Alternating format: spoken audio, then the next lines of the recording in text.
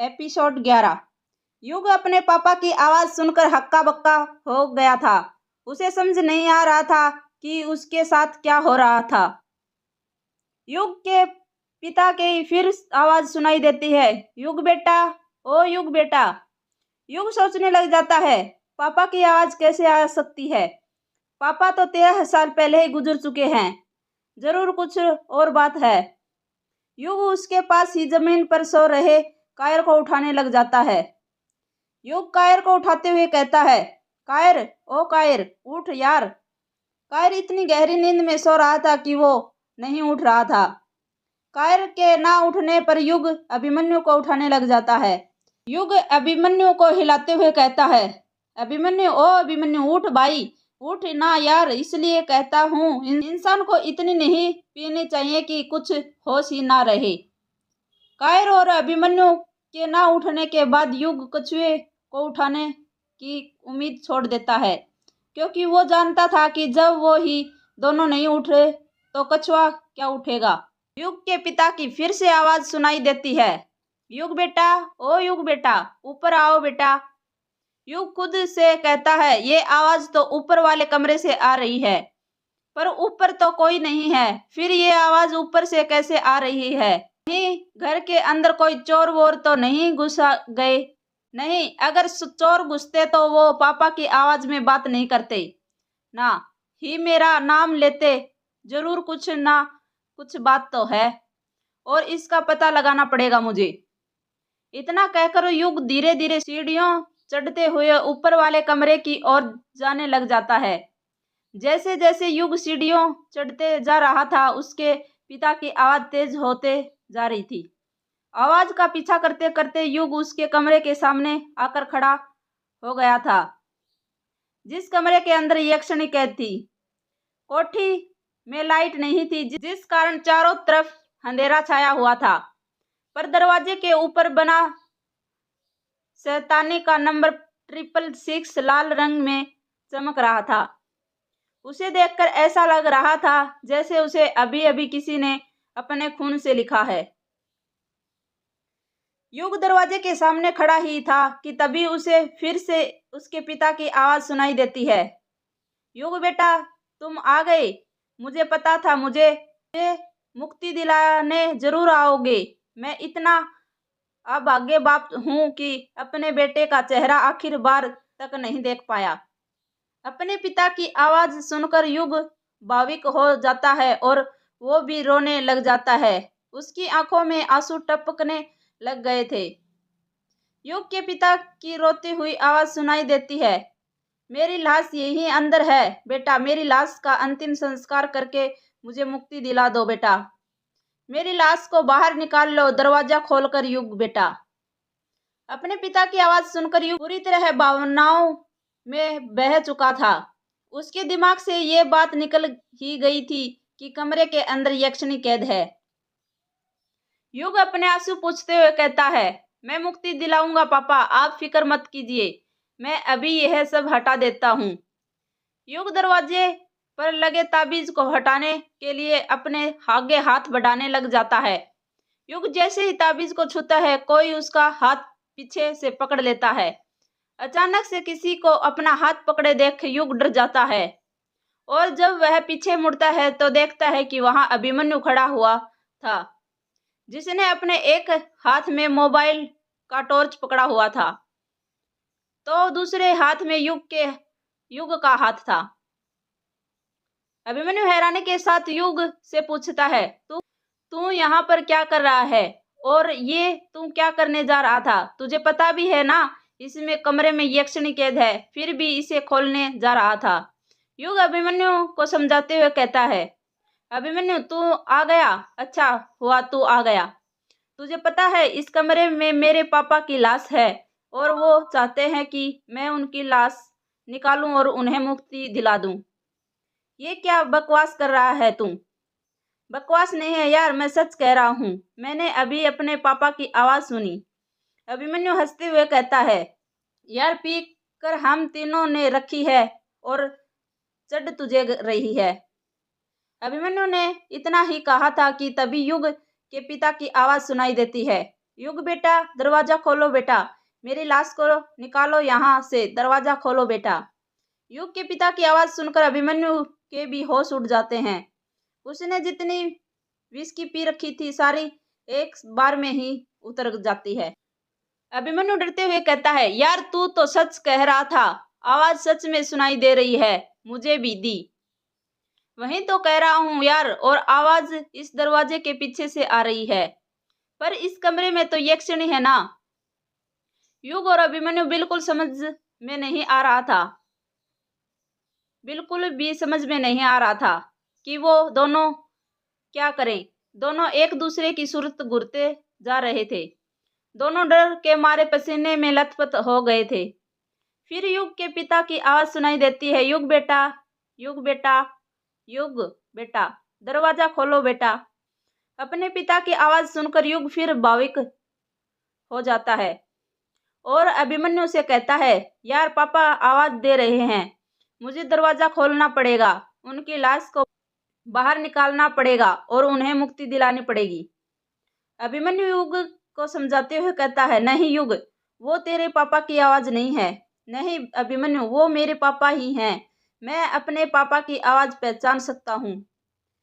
यार अब मैं तुझे कैसे समझाऊं, ये यक्षिणी की आवाज है जो तेरे पापा की आवाज निकाल रही है, ताकि तू ये दरवाजा खोल दे और वो आजाद हो जाए। नहीं अभिमन्यु, ये यक्षिणी की नहीं, मेरे पापा की आवाज है, और वो चाहते हैं कि मैं उनकी लाश निकालकर उन्हें अंतिम संस्कार करके उन्हें मुक्ति दिला दूं। युग की यक्षिणी की एक चाल है, समझा? मेरी बात को समझ। मैं तुझे बताता हूं कि आत्माएं ज्यादातर वही बात दोहराती हैं जो काम उन्हें अपने शिकार से करवाना हो।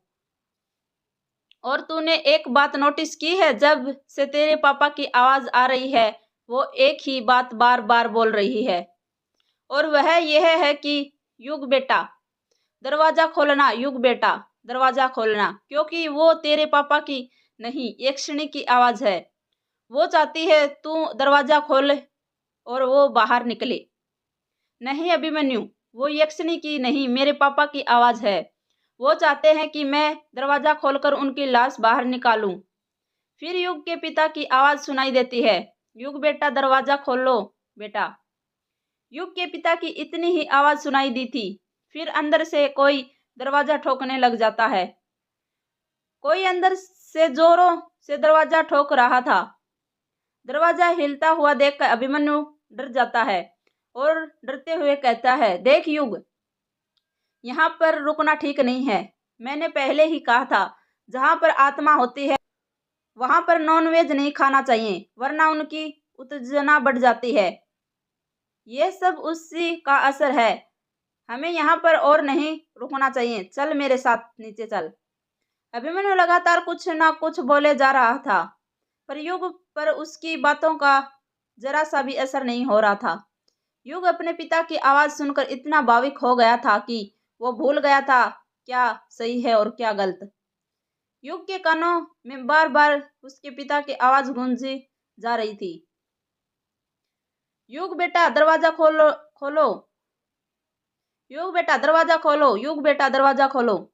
युग दरवाजे पर लटक कर रहे ताले को अपने हाथ में पकड़ता है और उसे एक बंदे अलग अलग धर्म के ताबीज और लाल कपड़ा हटाने लग जाता है।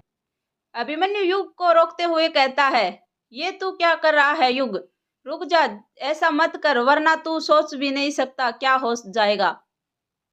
अभिमन्यु के समझाने पर भी युग नहीं समझता और वो सारे ताबीज दरवाजे से निकाल कर फेंक देता है।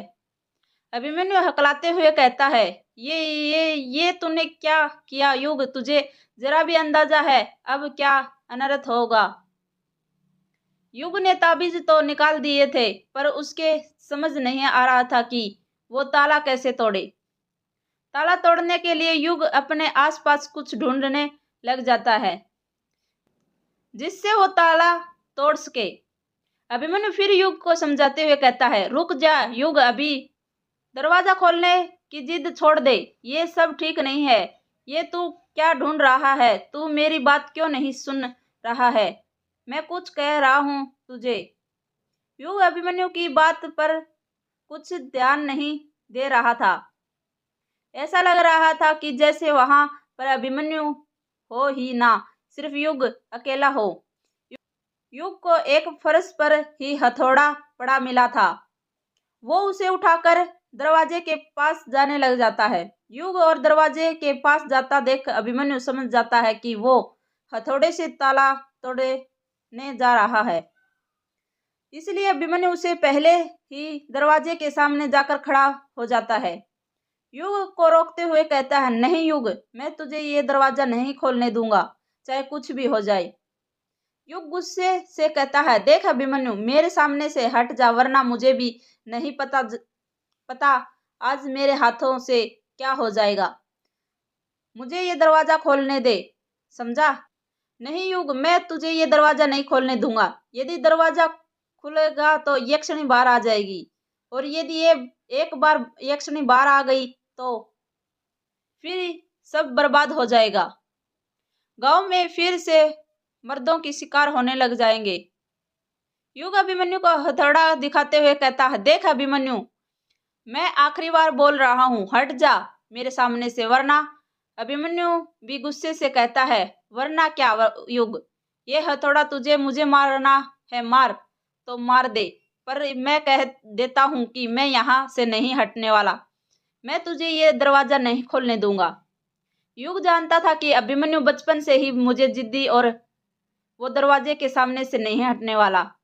इसीलिए वो अभिमन्यु को दरवाजे के सामने से हटाने की दूर तरकीब सोचने लग जाता है और कहता है, अभिमन्यु, उस दिन जब तू मुझे काला झाड़ी जंगल में मिला था तो तू अपने इलेक्ट्रॉनिक फील्ड मीटर से भूत को खोज रहा था ना?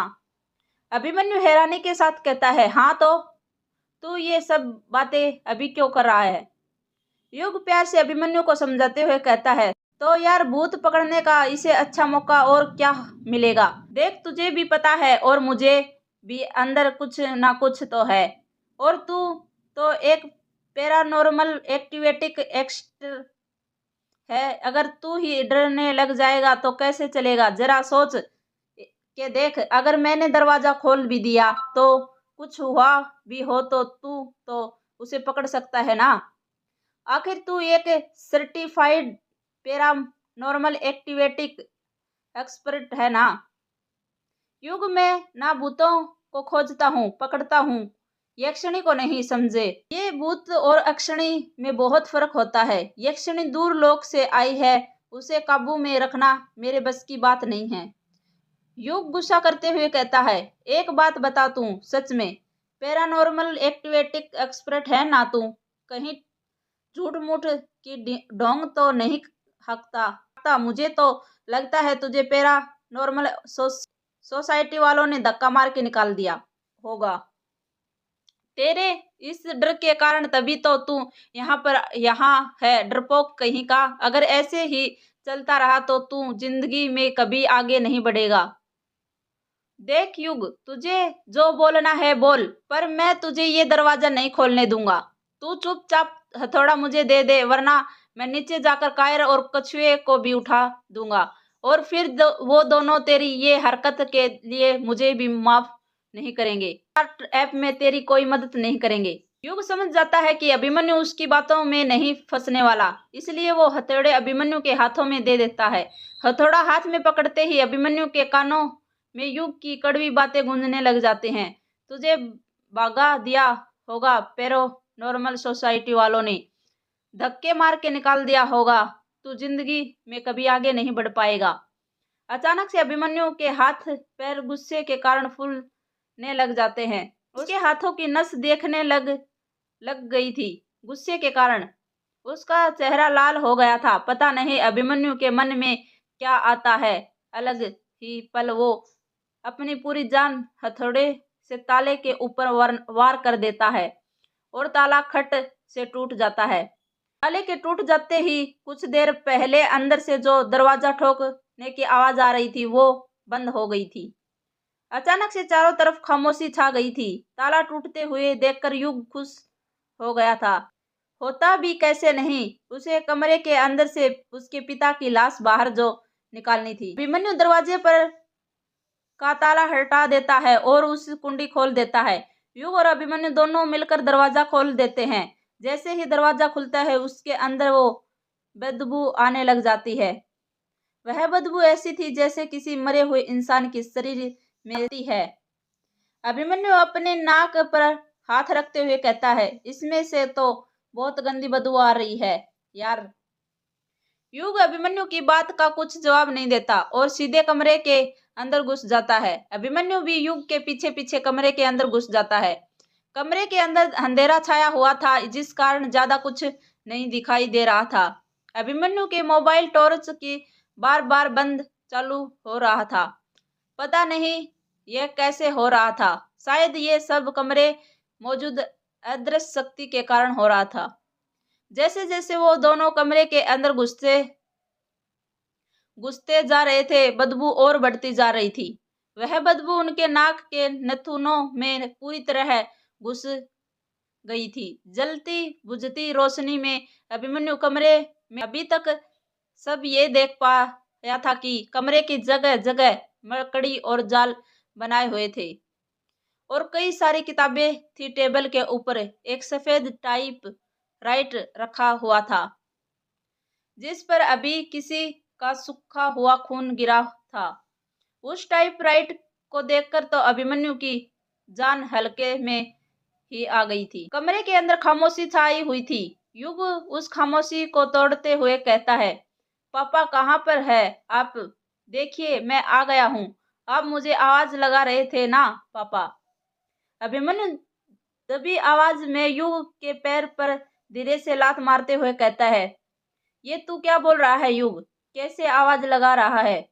युग अभिमन्यु की बात का कुछ जवाब नहीं देता है और फिर से ये पापा को आवाज लगाने लगता है। पापा कहाँ हैं आप? युग ने इतना ही कहा था कि तभी एक औरत विभिन्नती हुई आवाज सुनाई देती है, पापा नहीं यक्षिणी बेटा।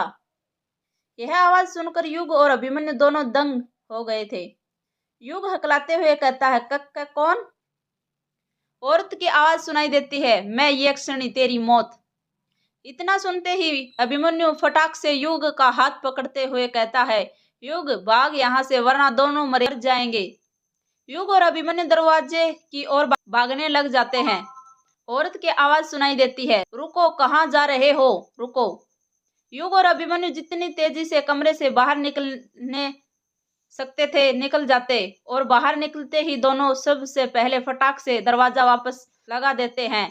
दरवाजा कुंडी लगाने के बाद दोनों दरवाजे के ही नीचे बैठकर लंबी लंबी सांस लेने लग जाते हैं।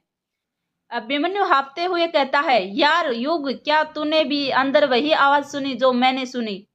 युग भी हफकाते हुए कहता है, हाँ अभिमन्यु, किसी औरत की आवाज थी। तू सच कह रहा था, वो मेरे पापा की आवाज नहीं थी। सॉरी यार, अनजाने में मुझसे गलती हो गई, मुझे माफ कर दे। गलती तो मुझे भी हो गई, आखिर भूत पकड़ने के चक्कर में ताला तो मैंने ही तोड़ा था ना, मैं ही तो थार बन रहा था। क्या वो यक्षिणी इस कमरे से बाहर निकल गई? तूने उसे बाहर निकलते हुए देखा? यार कुछ कह नहीं सकते, आत्माएं अदर्शित होती हैं, उनकी जिससे मर्जी होती है वही उन्हें देख पाते हैं। क्या फिर कोई तरीका नहीं पता करने का कि यक्षिणी इस कमरे से बाहर निकली है या नहीं? एक तरीका है क्या? धन्यवाद दोस्तों। अगर मेरी वीडियो पसंद आए तो लाइक, कमेंट, शेयर, सब्सक्राइब कर देना। धन्यवाद।